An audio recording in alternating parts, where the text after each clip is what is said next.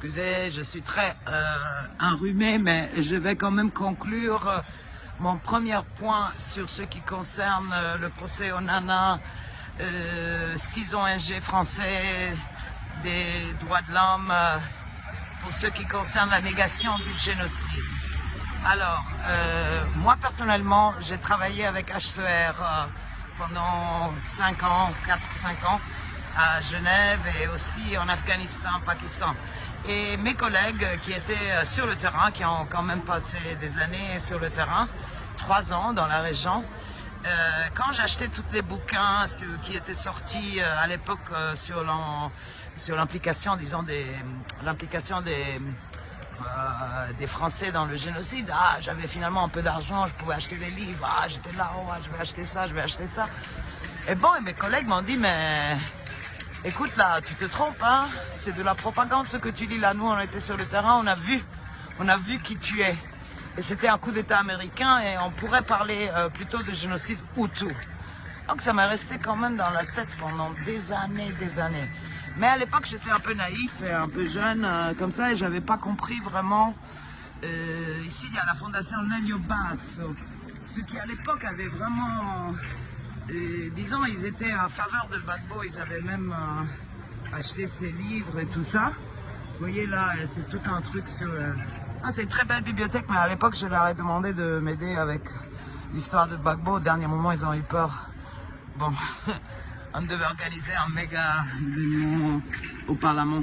Et donc, je voulais revenir sur ça, que moi, j'étais alertée déjà quand j'avais 28 ans, comme ça, que ce que je croyais était de l'information était en réalité de la propagande.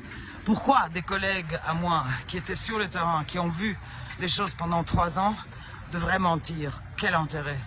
Vraiment, quel intérêt? Par contre, je peux comprendre que des ONG qui ont des liens directs avec Kagame, qui existent seulement parce que ils ont cette démarche-là. Mais on a aussi appris pendant le procès qu'ils ne défendent pas tous les rescapés Tutsis, hein. Ils défendent juste les rescapés Tutsis qui leur convient, qui font certains discours, parce que c'est lui qui avait écrit le livre avec Onana, Deogratis je suis horrible avec les noms, Gigi, quand même je peux le mettre dans les notes. Le monsieur est en prison depuis 2010 et c'est un rescapé Tutsi qui a écrit le livre avec Onana en 2002, le premier livre que Kagame avait attaqué déjà à l'époque. Donc on veut le peindre comme anti-Tutsi, mais le premier a été écrit avec un Tutsi.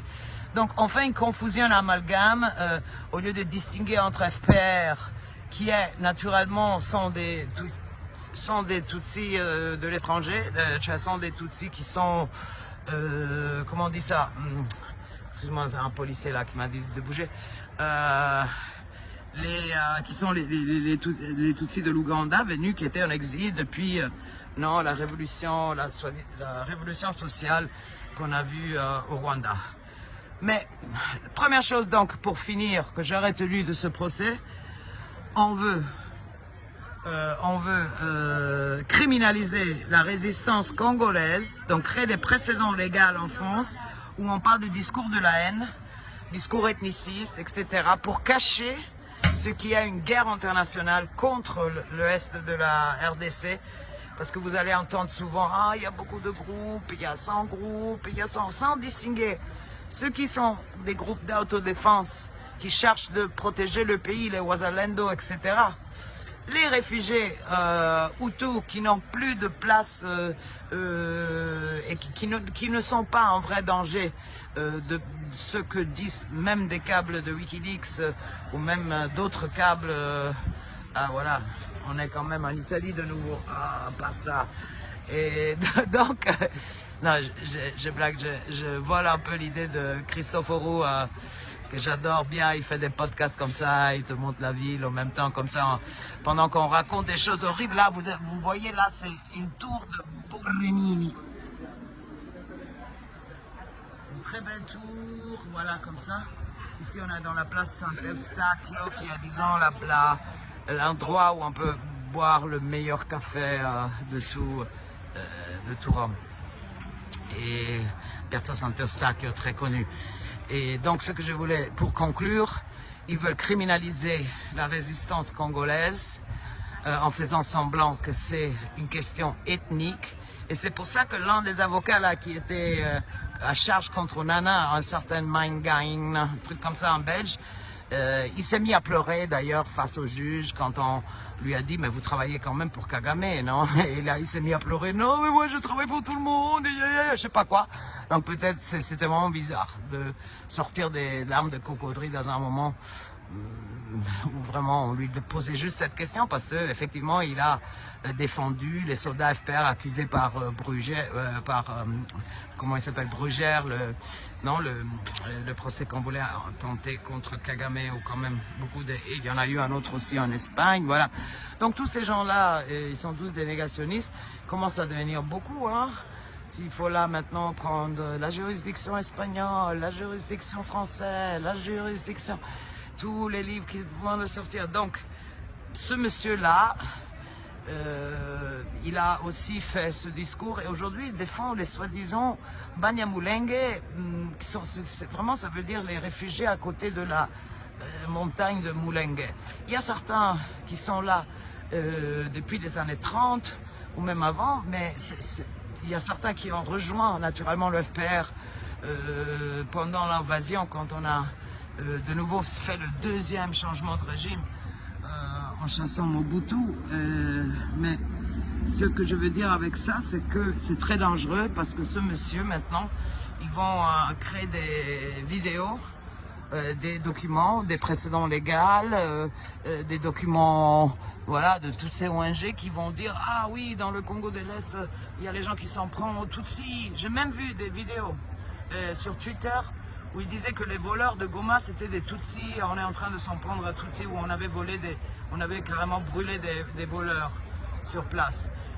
Donc c'est le tentative vraiment de criminaliser la résistance congolaise. Elle doit être peinte comme quelque chose de ethnique et pas ce que c'est réellement, une guerre internationale qui dure depuis 90 dans la région avec les Américains qui ont soutenu Kagame. Parce que je le dis, hein, si Kagame n'avait pas le soutien des États-Unis, aujourd'hui il serait encore dans un camp de réfugiés. Et je suis d'accord avec les soldats français quand ils disent « Ah, on aurait dû à l'époque le chasser ».